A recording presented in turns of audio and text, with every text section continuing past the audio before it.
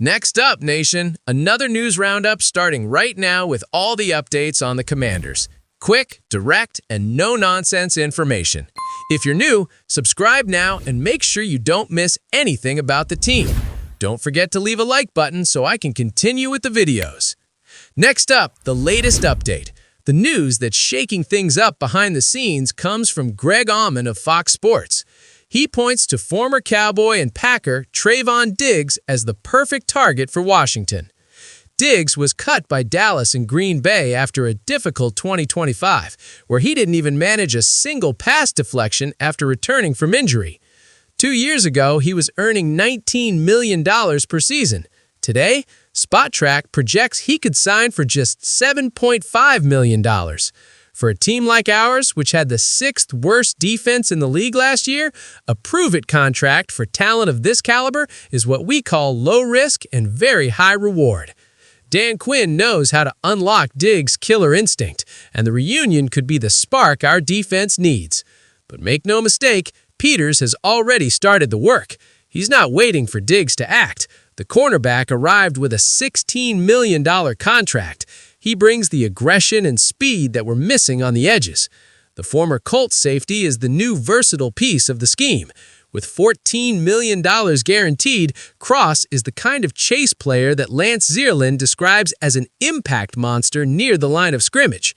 Imagine a backfield with Nick Cross patrolling and potentially Stefon Diggs hunting interceptions. It's a complete identity change for a unit that was the team's weak point.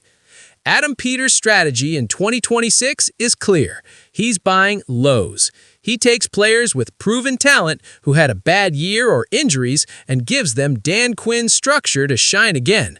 If Diggs signs for those $7.5 million, Washington will have assembled an elite secondary spending half of what their rivals spent. Would you give Stefon Diggs this chance even with his injury history, or would you prefer to focus on the names we've already signed like Amik Robertson and Nick Cross? Dude, leave your comment below. Let's move on, changing the subject. The news that's shocking analysts. The Washington Commanders secured Kavon Chson for just $11 million. He was the 9th best signing in the league, according to Gary Davenport of Bleacher Report. Forget Chson from the Jaguars or the Panthers. In 2025, with the New England Patriots, he finally turned the page. He had 7.5 sacks in the regular season and 3 more sacks in the playoffs. He's no longer just a promising athlete. He's an elite producer. With 18 quarterback hits last year, he proved he knows how to hit the target. To have a guy of that caliber entering his prime at 26 years old for that price, it's a historic bargain. Why is this so brilliant? Adam Peters created an unsolvable dilemma for opposing offensive lines. If you put 2 guys to contain Oweh, the $100 million man, Chson will have a clear path. Davenport predicts Chson could hit 10 sacks in 2026. Think about it. Instead of spending a high draft pick on a rookie who might need time to adapt, Washington went for a guy who's already taken a beating in the league, learned the game, and is ready to shine on the biggest stage. It's first-round talent without the development risk. The Commanders are betting big on experience and momentum. Chson has finally cracked the code of how to pressure QBs in the NFL, and he's coming to Washington with blood in his eyes to pursue an even bigger contract in 2027. Adam Peters is building a defensive line that won't give Jalen Hurts or Dak Prescott a second of peace. Do you think Chson will hit his 10-sack goal this year playing alongside Oweh? I'm betting he will. Share your honest opinion below. Next, to wrap things up for today, the news confirmed by Adam Schefter, Jeremy McNichols has renewed for another year. At 30 years old, he enters his 3rd season in Washington. He may not have 20 carries per game, but when his name is called, he delivers. He had 5 touchdowns and an excellent average of 4.9 yards per attempt in recent seasons. Half of McNichols' value lies in what he plays outside of the offense.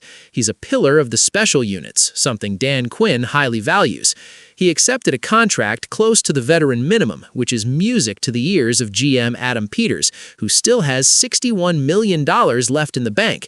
McNichols' renewal, coupled with the arrivals of Rachaad White and Jerome Ford, sends a clear message. Austin Eckler's time in Washington is over. With starter Ja'Cory Krosky-Merritt flying high, the backfield is packed. Peters opted for youth, White and Merritt, physical strength, Ford, depth and leadership, McNichols. It's a resilient group that won't let Jaden Daniels down if injuries strike like in 2025. Today's move shows that the Washington Commanders don't he's just spending, he's building a foundation. We started the week with over $61 million in salary cap space. This means Adam Peters still has ammunition for a blockbuster trade or to pursue that elite wide receiver everyone's waiting for in the draft or via trade. And you? Did you like McNichols staying, or do you think we already had enough running backs? And Eckler, will he be missed? Leave your comment, share the video. See you tomorrow with more news. Next, Commanders, thank you for watching. Did you like the video? Leave your like, subscribe to the channel. It's very important that we're together. Thank you for everything, and let's go, Commanders.